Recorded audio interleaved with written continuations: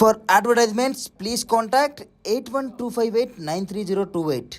మా email ID maxtvtelugu@gmail.com. నమస్కారం అమ్మ. అమ్మ, గాయత్రి మంత్రం పఠించటం వల్ల చాలా మార్పులు జరుగుతాయి, మన జీవితం చాలా బాగుంటుంది మన లైఫ్లో అని అంటూ ఉంటారు. ఒక నెల రోజులు నిత్యం పఠించటం వల్ల గాయత్రి మంత్రానికి అంత శక్తి ఉందంటారా? నెల రోజులు కాదమ్మా, గాయత్రి మంత్రం 41 days, మండలం రోజులు అంటారు. 41 days నిష్టగా నియమనిష్టలతో గాయత్రి మంత్రం చదవాలంటే అది ఎప్పుడో ఉంటే మనం అప్పుడు లేచి చదవడం కాదు. ఆ నిష్ట అనేది మనం తెల్లవారుజాము 4 గంటలకు లేచి తలస్నానం చేసి అప్పుడు మనం గాయత్రి దేవి పూజ చాలా ఏమంటారంటే నియమనిష్టలు ఎక్కువ గాయత్రి మంత్రాల్లో. ఆ ప్రతి మంత్రంలోనూ కూడా ఒక పద్ధతి ఉంది, ఒక భావోద్వేగం ఉంది. అందువల్ల ఆ జాగ్రత్తగా అది తెల్లవారుజామున అంటే సూర్యుడు ఉదయించక ముందే దీపారాధన వెలిగించి అప్పుడు పిండితో ముగ్గు వేసి అమ్మవారిని పెట్టి అప్పుడు పూజ చేసి అమ్మవారికి చక్కెర పొంగలు కానీ అలాంటి నైవేద్యం పెట్టి పూజ చేస్తారు. ఆవిడ 41 times చదువుతుంటారు, 41 days చదువుతుంటారు. అప్పుడు 108 సార్లు 108 అదే 108 అది ఆ గాయత్రి మంత్రాన్ని పఠిస్తారు కొంతమంది 41 days. అది చాలా మంచిది. అది దానిలో ఒక ప్రతి బాడీలో ఉన్న ప్రతి పార్టు ప్రక్షాళన అవుతుంది, పర్ఫెక్ట్గా అయిపోతుంది అనమాట. ఆ సిస్టమ్ అనేది పర్ఫెక్ట్గా వస్తుంది, ఇంకా బాడీలో ఉన్న సిస్టమ్. నెక్స్ట్ మైండ్ అంత పరిశుభ్రంగా అయిపోతుంది, మన గజిబిజిగా హైపర్ టెన్షన్ అలాంటివి లేకుండా మైండ్ చాలా ప్రశాంతంగా ఉంటుంది. ఎందుకంటే ఇది నేను ప్రాక్టికల్గా చేశాను కాబట్టి, చూశాను కాబట్టి చెప్పగలుగుతున్నాను. గాయత్రి మంత్రం అనేది మనం ఎక్కడో ఆలోచిస్తూ ఎక్కడో చదవడం కాదు, ఒక అదే ధ్యాస అదే పఠనంతో కానీ మనం చదివితే చాలా మంచి ఫలితాలను ఇస్తుంది. ఒక గాయత్రి మంత్రం అనే కాదు, ఏ మంత్రమైనా ఏది మన నోటికి వచ్చినా, ఓం నమ శివాయ కానీ, ఓం సాయిరామ్ కానీ, ఓం గాయత్రి అంటే ఏ మంత్రమైనా కూడా ఒక నియమ నిష్టలతో మనం పూజిస్తే ఈ 41 days ఆ పవిత్రత అనేది ఆటోమేటిక్గా మనకు కలుగుతుంది. ఏ నమ్ముకున్న భగవంతుడికి ఇదే చదవండి, ఇదే చేయండి, ఇదే కాదు, మీకు నమ్మిన భగవంతుడిని ధ్యానించేస్తే మీకు తప్పకుండా మంచి ఫలితాలు, ఏదో శుభ ఫలితాలు మీరు వెంటనే వినటానికి అవకాశం ఉంటుంది.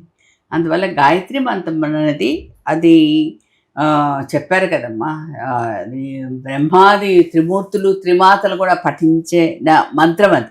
అలాంటి మంత్రాన్ని మాత్రం మీరు తప్పకుండా పఠించగలిగితే, అది నియమనిష్టాలతో మాత్రం ఆ నిష్టాలతో మాత్రం పఠించగలిగితేనే అది ఫలితాలు మాత్రం మంచిది ఇస్తుంది. ఏ మాత్రం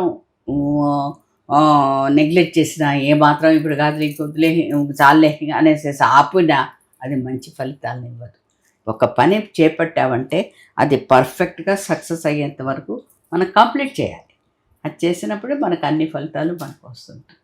కొంతమంది అంటుంటారు మనం పూజలే చేయాలన్నా, కొంతమంది లేచిన సాయిరామ్ అంటారు, లేదా ఓం నమ శివాయ అంటారు, ఓం శ్రీకృష్ణ అంటారు. ఎలా అయినా ఏదో వాళ్ళ నమ్ముకున్న భగవంతుడిని మాట్లాడుకుంటుంటారు, పిలుచుకుంటుంటారు. అట్లే ఓం దత్తాత్రేయ అంటారు, అలా కూడా అనుకోవచ్చు. నాలుక మీద ఏదంటే రామకోటి అంటారు చూడండి, రామకోటి కూర్చొని మనం అన్నీ రాసుకొని రామకోటి వల్ల మనకు ఏం ఫలితాలు వచ్చాయి, ఏం ఫలితాలు ఇవ్వలేదు, మనం ఇన్ని కథలు రాసాం, ఇన్ని పుస్తకాలు రాసాం అని కాదు. మనం నాలుక మీద మాట్లాడుతున్నా కూడా రామ రామ రామ రామ అన్నా కూడా ఆటోమేటిక్గా మనకు కోటి అయిపోతూ ఉంటాయి. అలాగే సాయిరామ్ అన్నా కూడా కోటి అయిపోతుంటాయి. మన నాలుక మీదనే కోట్లు పలుకుతూ ఉన్నప్పుడు మన కాగితాల మీదనే రాయాల్సిన అవసరం లేదు. మనస్సు అనేది మన దగ్గర ఉండి ఆ మనస్సు అనేది మనం దేవుడి మీద ధ్యానం చేసినప్పుడు మనకు అన్ని శుభ ఫలితాలే వస్తుంటాయి. అంతేకాని దీనికి మనం ఇన్ని కోట్లు రాయాలి, ఇన్ని చేయాలి అన్నీ మనం లెక్కెట్టుకుంటూ ఆ కోట్లు కూర్చొని రాసుకుంటూ మెడలు వంగేలాగా చేసుకుంటూ అక్కర్లేదు. సాయిరామ అన్నా రామ రామ అన్నా కూడా నాలుక మీద మనకు కోట్లు పలుకుతూనే ఉంటాయి, కౌంట్ అయిపోతూనే ఉంటాయి భగవంతుడి దగ్గర ఎన్ని కోట్లు పలికాము. అందువల్ల దీనికంటూ ఒక రాయాలి, రాస్తేనే పుణ్యం వస్తుంది, రాయకపోతే పుణ్యం రాదు, ఇలాంటి అపోహలు వద్దు. ఏది చేసినా మనం భగవంతుడి కోసమే చేస్తున్నాం, ఏది చేసినా మన ఆత్మ తృప్తి కోసం చేస్తున్నాం అనేసి మనం ఆలోచించగలిగినప్పుడు ప్రతి ఒక్కటి కూడా మనకు హ్యాపీగా అనిపిస్తుంటుంది, ఆనందంగా అనిపిస్తుంది. మన అంతరాత్మే మనకు ఒక జడ్జి, అదే మనకు చెప్తూ ఉంటుంది. ఆ రోజు ఎందుకో మనకు ఆ మంచి అంత ఉల్లాసంగా ఉత్సాహంగా కూడా ఉంటుంది. ఎందుకని మనం ఒక దైవత్వం, ఒక దైవ ప్రార్థన చేశాం, దైవాన్ని ఆరాధించాం, దైవాన్ని పిలిచాం, నట్టింట్లో కూర్చోబెట్టాం. ఇదంతా స్వర్గసీమే కదా. అందువల్ల మనకు ఆలోచించేది, చూసేది ప్రతి ఒక్కళ్ళు ఒక దేవుని మీద ధ్యానం ఉంచి చూడండి. చూసినప్పుడు అన్నీ మంచి జరుగుతాయి. ఒక మనిషి వస్తున్నాడు అనేటప్పటికీ ఆ మనిషి ఎంత యాంటీగా, ఎంత ఆ ఆలోచన వికృత ఆలోచనలతో వచ్చినా కూడా ఒక మనిషిని మన ముఖం చూసారంటే ఆటోమేటిక్గా అతని మనసులో అతని మనిషిలో కూడా మార్పు అనేది రావాలి. మనకు ఒక దేవుణ్ణి చూస్తున్నాం. ఎందుకంటే దైవభక్తి చేసేవాళ్ళకు, దైవ పూజ చేసేవాళ్ళకు ఆ ముఖంలో ప్రశాంతత అనేది కొట్టుచ్చినట్టు కనిపిస్తూ ఉంటుంది. అందువల్ల ఎవరైనా కూడా చూస్తుంటే అమ్మ ఆ మనిషిలో విపరీతమైన తేజస్సు కనిపిస్తుంది అనేసి మాట్లాడుతుంటారు. ఎందుకు కనిపిస్తుంది తేజస్సు? ప్రతి మనిషిలోనూ ఉంది. ఆరా అనేది ప్రతి ఒక్కరిలో ఉంది. కానీ అది కొంతమంది గుర్తించరు, కొంతమంది గుర్తిస్తారు. ప్రతి ఒక్కళ్ళు కూడా దేవుని ధ్యానించడం ఉంటుంది, పూజించడం ఉంటుంది. అది ఎలా చేయాలో తెలియకపోయినా కూడా వాళ్ళ శక్తి కొలితే వాళ్ళు చేసేది ఉంటుంది. ప్రతి కూడా వీళ్ళ బ్రహ్మాండంగా చేస్తేనే భగవంతుడు పుణ్యాలు ఇస్తాడు, వరాలు ఇస్తాడు. ఏదో చీప్గా తుత్తు మంత్రంగా చేసేసి ఏదో చాలులే దేవుడి దైవత్వాన్ని వచ్చేసి అనుకుంటే భగవంతుడు కనికరించడానికి కాదు. మనస్ఫూర్తిగా భగవంతుడిని ధ్యానిస్తే అన్నీ చక్కగా సక్సెస్ అవడానికి అవకాశం ఉంటుంది. అమ్మ, మనం నిత్య పూజలో సంకల్పం ఖచ్చితంగా చెప్పుకోవాలా? చెప్పుకుంటే కనుక ఎలా చెప్పుకోవాలి? అసలు నిత్య పూజలో ఎలాంటి విధి విధానాలు పాటించాలి మాకు తెలియజేస్తారు? నిత్య పూజలు అంటే నాకు నిజంగా ఈ సంకల్పం అనేది ఒక దేవుని దగ్గర గుళ్ళలో చూసానే కానీ మనం ఇళ్ళలో కూర్చొని సంకల్పం చెప్పుకునేది ఎవరో చాలా పండితులు, నిష్ణాతులు ఏమన్నా చెప్పుకుంటారేమో కానీ మామూలుగా ప్రతి సామాన్య మానవుడు సంకల్పాలు చెప్పుకుంటూ పూజలు చేసుకుంటూ ఇవన్నీ చేసుకుంటూ వెళ్ళేదైతే ఉండదు. నేను ఒకసారి అడిగాను, ఒక గుడిలోకి వెళ్ళి శ్రావణ పూజ అని అడిగాను. శ్రావణ స్వామి ఇప్పుడు చాలామంది పూజలన్నీ చేస్తుంటారు, సంకల్పాలు చేస్తుంటారు, నిత్య దీపారాధన పెడుతూ ఉంటారు. అది పెట్టడం అవసరమా అనేసి అప్పుడు అతను ఒకటే మాట అన్నారు, వద్దమ్మా నిత్య దీపారాధన. అది చేసినప్పుడు దానికి చాలా ఉన్నాయి చేసేటవి. కొన్ని సందర్భాల్లో కూడా అవన్నీ సంప్రోక్తము అదే అనేది ఏదో అది చేసుకోవాల్సి వస్తుంది. అవన్నీ దానికి తగ్గట్టు మేము మంత్రాలు చదువుకొని అదేదో చేసుకుంటాం. మీరు ఇంట్లో అలా పెట్టుకునేటువంటి రోజు మీరు పూజ చేస్తున్నారు కదా. కానీ రోజు పూజ చేసినప్పుడు ఈవినింగ్ కూడా వచ్చి నేను సంధ్య దీపారాధన వెలిగించడానికి నాకు ఆఫీస్లో టైం ఉండదు, రాకపోవచ్చు, లేట్ అయిపోవచ్చు, అసత్సంధ్యాలు పెడితే మళ్ళీ దీపం మంచిది. అతను ఒకటే మాట్లాడారు, మీరు మార్నింగ్ పెడుతున్నారు కదా ఉపవాసంతో ఏమి తినకుండా, అది బెస్ట్. అది చేసిన తర్వాత మళ్ళీ మీరు ఆఫీస్కి వెళ్ళండి, మీరు వర్క్ చేసుకోండి, మళ్ళీ ఈవినింగ్ రావాలి. మళ్ళీ ఈవినింగ్ కూడా బయట వాకిలి ముందర ముగ్గేసి దీపం పెట్టి మళ్ళీ దేవుడి దగ్గర కూడా దీపం పెట్టాలి. ఇవన్నీ ఏం అక్కర్లేదమ్మా, సింపుల్గా మీరు మార్నింగ్ చేస్తున్నారు చాలని నేను అలాగే పాటిస్తున్నాను. కొంతమంది చేసేవాళ్ళు చేయొచ్చు, చేయని వాళ్ళు చేయకపోవచ్చు.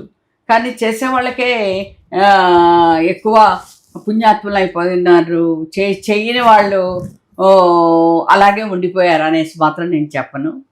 ఏది చేసినా కూడా మనస్ఫూర్తిగా క్రమబద్ధంగా చేసినప్పుడు అన్నీ సక్సెస్ఫుల్గానే నడుస్తాయి.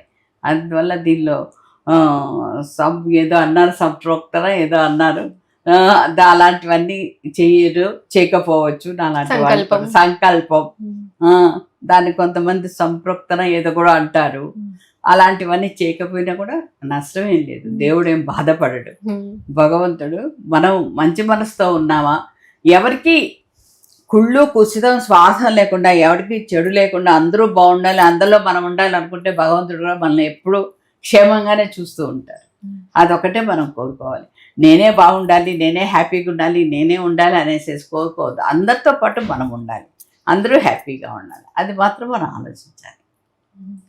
అమ్మ, రామకోటి రాయడం వల్ల అసలు కలిగే ఫలితం ఏంటి? అలాగే రామకోటి రాసేటప్పుడు పాటించే నియమాలు, అలాగే రామకోటి రాసేసిన తర్వాత చివరికి ఏం చేయాలమ్మా అది కంప్లీట్ అయిపోయిన తర్వాత? నిజంగా నాకు దాని గురించి రామకోటి గురించి అయితే రామకోటి రాసిన తర్వాత కలిగే ఫలితాలు అనేది ఆ, రాసిన వాళ్ళని చూశాను కానీ వాళ్ళలో నాకు ఫలితాలు ఏం కనపడ్డాయో నాకు తెలియదు. వాళ్ళలో కూడా నిరాశ నిస్పృహ ఎక్కువగానే కనిపించాయి. ఫలితాలు మాత్రం వాళ్ళ సంతృప్తి కూడా నాకు కనపడలేదు. అందువల్ల రామకోటి ఎందుకు రాస్తారు అనేది నాకు ఒకవైపు ఆశ్చర్యమే. కొంతమంది వాళ్ళ తృప్తి మీద రాస్తుంటారు, వాళ్ళ ఆత్మతృప్తి కోసం రాస్తుంటారు. అంతేకాని రామకోటే, నా ఉద్దేశంలో అయితే రామకోటే రాయాల్సిన అవసరం ఉండదు. మనం మనసులో కూడా రామనామం జపిస్తే కూడా అంతే చాలు. అదే అంటారు రామనామం రామనామం రమ్యమైనది రామనామం అనేసి. అందువల్ల మనం రోజు మంచినీళ్ళు తాగినా, లేచినా, కూర్చున్నా, భోజనం చేస్తున్నా, ఎప్పుడైనా కూడా రామనామ కీర్తన మంచిదే. కాబట్టి రామ అనే పదంలో ఎన్నో ఏదో అంటారు చూడండి, పుణ్యతిథులు నిగూఢమై ఉన్నాయి దాంట్లో. అందువల్ల రామ అనే పదాన్ని మాత్రం ఎప్పుడు ఉచ్చరించినా కూడా అది మంచిదే. అందువల్ల దీని గురించి రామకోటి రాసిన వాళ్ళు హ్యాపీగా ఉన్నారు, రాయని వాళ్ళు హ్యాపీగా లేరని మాత్రం నేను చెప్పలేను. అందరూ హ్యాపీగానే ఉన్నారు. రామకోటి నేను ఎప్పుడు రాయలేదు కాబట్టి నాకు రామకోటి గురించి తెలీదు. కొంతమంది రామకోటి రాసిన తర్వాత కూడా నేను విన్న విషయంలో రామకోటి రాసాక కొంతలో మధ్యలో ఆపడం కానీ, మధ్యలో ఏదో కొన్ని అనివార్య కారణాలు ఏదో నడుస్తూ ఉంటాయి, అటువంటి వలన ఏదో కొన్ని జరగనివి జరుగుతూ ఉంటాయి కుటుంబాలు. అలాంటప్పుడు కొన్ని మానేయాల్సి వస్తుంది కొన్ని చోట్ల. అలాంటి చేసినా కూడా మంచిది కాదని అమ్మమ్మ చెప్తూ ఉండేది. అమ్మమ్మ మాటలు వింటూ ఉండేదాన్ని. అందువల్ల నాకు రామకోటి గురించి అవగాహన లేదు కాబట్టి నేను దాని గురించి ఏమి మాట. అమ్మ, ఆడవాళ్ళు ప్రతిరోజు తలస్నానం చేయాలా? ఒకవేళ చేస్తే ఏ ఏ రోజుల్లో తలస్నానం చేయడం మంచిదమ్మా, ఏ ఏ రోజుల్లో చేయకూడదు? నేనైతే ప్రతిరోజు తలస్నానం అనేది, ఇప్పుడు కార్తీక మాసం వచ్చింది, ప్రతిరోజు తలస్నానం చేస్తాం. శ్రావణ మాసం వచ్చింది, ప్రతిరోజు తలస్నానం చేస్తుంటాం. ఎందుకంటే కార్తీక మాసం మనం శివుడికి పెట్టుకుంటూ ఉంటాం. ఇప్పుడు శ్రావణ మాసం అంటే అమ్మవార్లకు పెడుతూ ఉంటాం. అందువల్ల దసరా రోజులు వచ్చాయి. కానీ ఈ మధ్య రోజుల్లో మాత్రం కొంతమంది ఈ తలస్నానాలు ప్రతిరోజు చేయడం అనేది, పాత రోజుల్లో చేస్తూ ఉండేవాళ్ళేమో, కానీ ఈ మధ్య రోజుల్లో శుక్రవారం, శనివారం, సోమవారం ఈ 3 రోజులు అయితే కంపల్సరీగా నేను చేస్తూ ఉంటాను తలస్నానం. అందువల్ల కొంతమంది అలా చేస్తూ ఉంటారు తలస్నానం. అంటే గురువారం కూడా తలస్నానం చేస్తూ ఉంటారు కొంతమంది. బాబాకు అంత ఆక్షేపణలు అవన్నీ లేవు కాబట్టి శుక్రవారం, శనివారం, సోమవారం మాత్రం తలస్నానం చేస్తూ ఉంటారు. అమ్మ, ఆడవాళ్ళ అలవాట్ల మీదే ఈ ధనం కానీ పేదరికం కానీ ఆధారపడి ఉంటాయని అంటారు. ఇది ఎంతవరకు నిజం? అందుకే కదా అంటారు, ఇల్లుని చూసి ఇల్లాలని చూడు అనేసేసి అంటారు. ఏ పెళ్లి చూపులకైనా ముందు పెళ్లి చూపులకు ఆ అమ్మాయిని చూడరు, ముందు ఇల్లుని చూస్తుంటారు. ఇల్లు ఎలా ఉందా, పరిశుభ్రంగా లేదా అనేసి. తర్వాత ఇల్లాలని చూస్తుంటారు. ఆ ఇల్లాలు ఎలా ఉంది, ఆమె ఎంత పద్ధతిగా ఉంది, వాళ్ళ హాస్పిటాలిటీ ఏమిటి, వాళ్ళ టేబుల్ మేనర్స్ ఏంటి అనేది అన్నీ ఆలోచిస్తుంటారు. అందువల్ల ఏదైనా ఒక సిరి సంపదలు రావాలి అంటే ఆడద మూలం.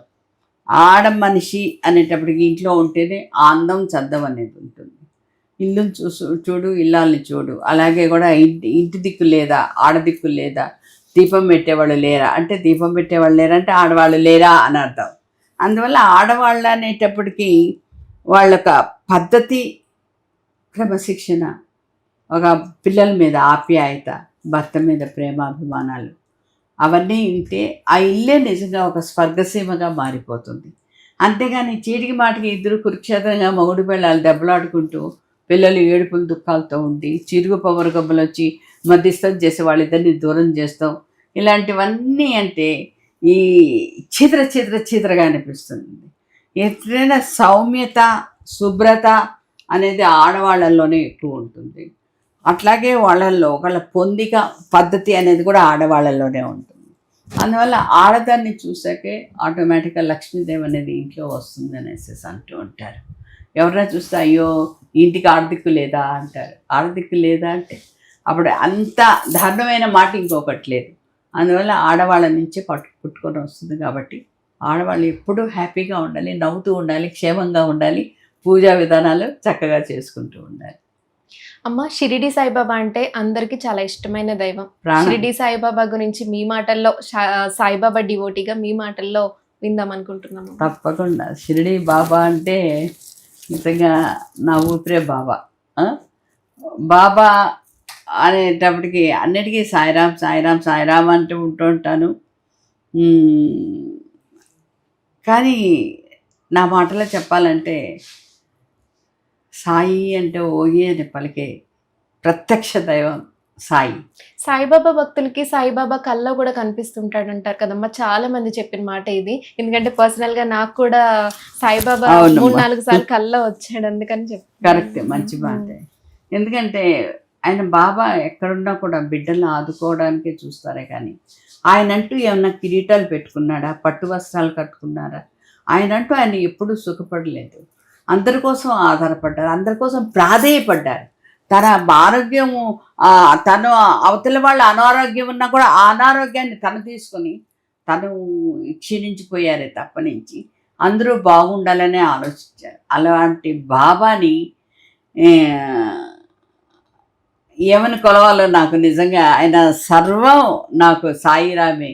సాయిరామ్ అనుకుంటే ఏది ఆలోచించా కూడా వెంటనే మీరు అన్నట్టు ఆ రాత్రి కల్లోకి వచ్చేసి ఎవరో ఒక చిన్న బాలుడిగానో ఒక ఎవరో పెద్ద ముసలతను ఎవరో ఒక వచ్చి తాను చేస్తుంటారు. ఒక చిన్న ఇన్సిడెంట్ చెప్తాను. నేను అప్పుడు 50 year old చిన్న పిల్లలు, అప్పుడు ఫస్ట్ క్లాస్ సెకండ్ క్లాస్ చదువుతున్నా. అప్పుడు మా నాన్నగారు మిలియన్ మార్కెట్ డైరెక్టర్ గారు బాంబేలో ఉన్నారు. బాంబే నుంచి ఇంకా కొన్ని రోజుల తర్వాత మా నాన్నగారు వచ్చారు.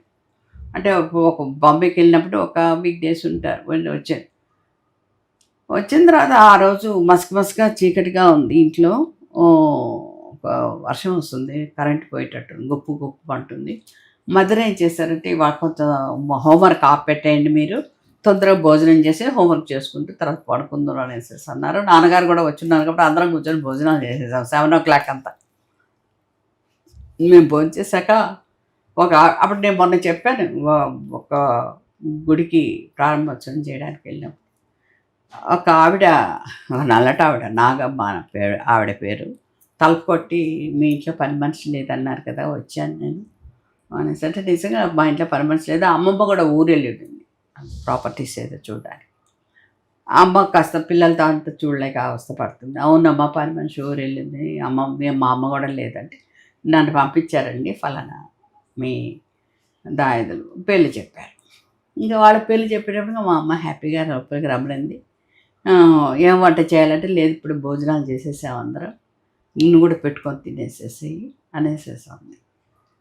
సరే పడుకున్న తర్వాత మా నాన్నగారు బాంబే నుంచి వస్తూ ఒక చిన్న ఫోటో తీసుకొచ్చారు. ఆ ఫోటోలో ఒక రాయి మీద, బండ మీద బాబా కూర్చొని అలా ఉన్నారు. కూర్చొని కింద ఒక కుక్క ఇలా మోర పైకెత్తి ఇలా చూస్తుంది, ఫేస్ పైకెత్తి బాబాని. మా అమ్మ చూసి, భగవంతుడు అంటే నగలు నాట్యాలు ఇవన్నీ వేసుకొని పట్టు వస్త్రాలు అన్నీ ఉంటాయి, ఎవరో ఇట్లా ఫకీర్ లాగా ఉంటారు, ఇట్లాంటివన్నీ తీసుకొని లేదు, అక్కడ మార్వాడీస్ కూడా చాలా పూజిస్తున్నారు ఇతన్ని అనేసి, షిరిడిలో ఉంటారట అనేసేసి అన్నారు. మా అమ్మ ఇట్లాంటివన్నీ తెచ్చి పెట్టద్దండి, దేవుడి గదులలో మంచిది కాదు అనేసి మా మదర్ చెప్పారు. అంటే మాకంటే వెంకటేశ్వర స్వామి అన్ని నగలు అలాగే అలంకరించి అవన్నీ బాగా చూసుంటాం, ఇలా ఇది చూడు అది చూడు బాగు. అందువల్ల ఎవరం కూడా పెద్ద ఆసక్తితో వినలేదు. రాజుగారు ఏదో చెప్తూ ఉన్నారు. ఇంకా మా నాన్నగారు లేచి మా దేవుని గది ఉంది కాబట్టి ఈ దేవుని గదిలో ఒక మేకుంటే తగిలిచ్చారు. ఆడ పనమ్మాయి ఆ వచ్చిన నాగమ్మ అనేది అమ్మ పక్కన పడుకోంది. నైట్ 1 గంట దాటింది. కవ్వరు అరుస్తూ కేకలేసేస్తూ నన్ను కొట్టద్దు అనేసి మన వీధి గుమ్మం వైపు వెళ్ళిపోతుంది. అంటే పెద్ద లోగిలి కదండి, అంటే బెడ్స్ అన్ని వేస్తున్నాను, అందరూ లేచి ఇలా కూర్చోవడం, అలా నడుచుకుంటూ వెళ్ళిపోతుంది. అంటే నడుచుకుంటూ కాదు, కుక్క ఇరిగి నడువులు ఇరిగిపోయిన కుక్క దిక్కుంటూ వెళ్ళిపోయినట్టు వెళ్ళిపోతుంది. మా అమ్మ ఏమైంది చెప్పు అంటుంది. సరిగ్గా మా దేవుని గది దగ్గరికి వచ్చేటప్పటికి ఇట్లా క్రాస్ చేస్తూ ఇదో ముసలాయన నన్ను ప్రేమ మెత్తని తీసుకొని కొట్టేస్తున్నాడమ్మా అనేసేసాను.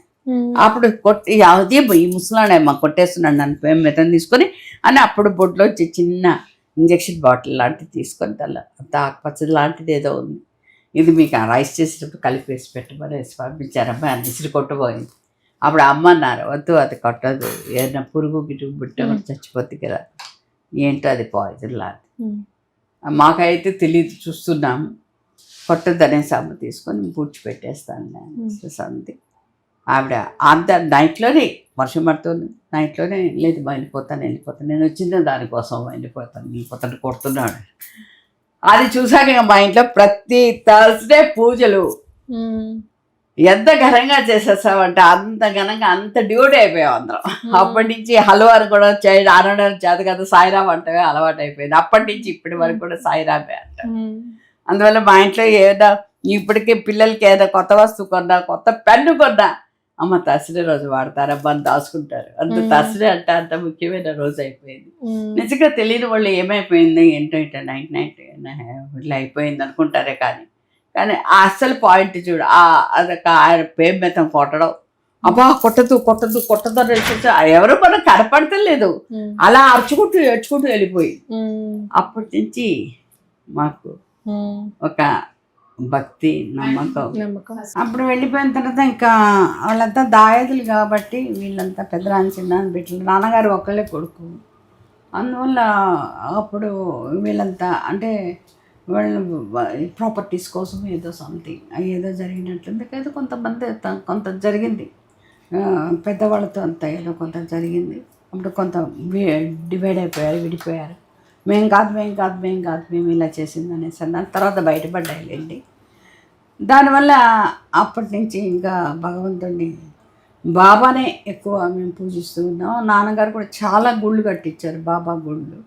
ఎక్కడ ఒక చిన్న ఫోటో పెట్టి ఒక పాకలాంటి వేసిన అక్కడ కారు వెళ్తూ ఉండే, అప్పుడు ప్లిమ్మత్ కారు ఉండేది. మా నాన్నగారు వెంటనే ఆపేసేసి గుడికి కావాల్సిన సరంజామా అంతా చేయించేసేసి అక్కడ ఒక మనిషిని పెట్టి చేయించేవాడు. అంటే అలా బాబా డివోటీ ప్రతిదీ చెప్పేవాడు. ప్రతి మెతుకు మనకు బాబా ఇచ్చిన భిక్షేనమ్మ అంటూ ఉండేవాళ్ళు. మాకు నిజమే, మేము కళ్ళారా చూసాం కాబట్టి నిజమే అనిపించింది. అలాగా ఇప్పటికీ సాయిని పూజిస్తూ ఉన్నాం, ఆరాధిస్తున్నాం. సాయి టెంపుల్కి ప్రతిసారి వెళ్తున్నాం. ఎప్పుడు పిలిస్తే, ఎప్పుడు వెళ్ళాలనుకుంటే అప్పుడు ఏదో నా పుట్టింటికి వెళ్ళినట్టు వెళ్తూ ఉంటాను, చూస్తూ ఉంటాను. సాయిని నమ్ముకుంటే మాత్రం ఎవరు బాగలేదు, దుఃఖపడుతున్నామని అన్నవాళ్ళైతే ఎవరు లేరని అనిపిస్తుంది. మనస్ఫూర్తిగా సాయిరామ్ అనుకోండి, అన్నీ మంచి జరుగుతుంది. ఎందుకంటే ఇది నాకు జరిగినది ప్రత్యక్షం అని కాదు నేను చెప్పేది, ప్రతి ఒక్కళ్ళు కూడా మంచి జరుగుతుంది కాబట్టి నేను విన్నాను. ఒకసారి ఒక ఆవిడ వచ్చారు, నాకు బాబా అంటే కోపం వస్తుందండి అనేసి నా దగ్గరికే వచ్చింది. ఎందుకండి అనేసి అన్నాను.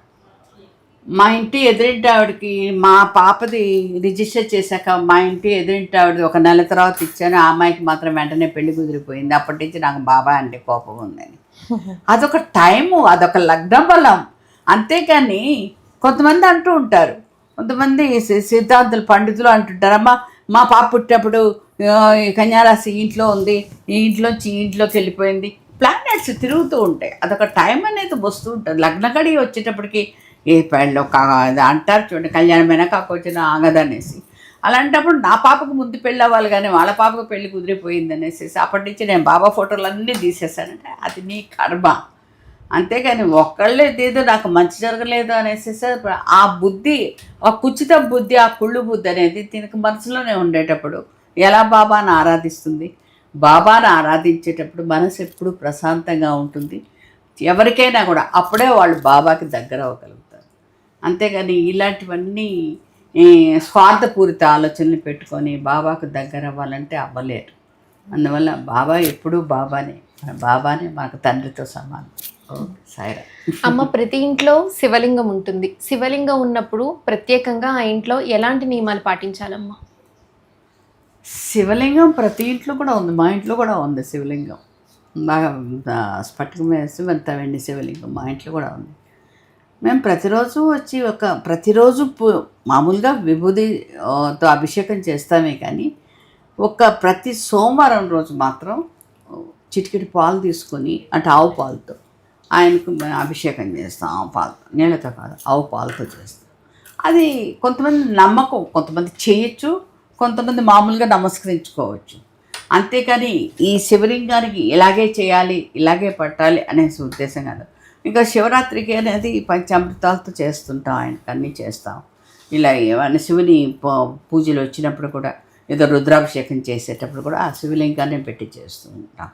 అందువల్ల ఈ దీనిలో శివుడికి రోజు ఇలా నియమనిష్టలతోనే చేయాలి, ఇలా ఉండాలి, ఇప్పుడు అమ్మవారి కంటే ఇలా చేయాలి అనేసి మనం ఇంట్లో కాబట్టి మనం పూజకి గుళ్ళకి వెళ్ళినప్పుడు పూజకి వెళ్ళినప్పుడు అన్నీ చేస్తుంది. ఇంట్లో ఉన్నప్పుడు అన్ని దేవుళ్ళతో పాటు మనం కూడా శివుడికి ఆరాధిస్తాం, పూజిస్తాం. అంతేగాని ఆయనకు నైవేద్యం అనేది ఇంట్లో ఎలాగో పెడుతున్నాం కాబట్టి నైవేద్యం అనేది పెడుతూ పూజిస్తుంటారు.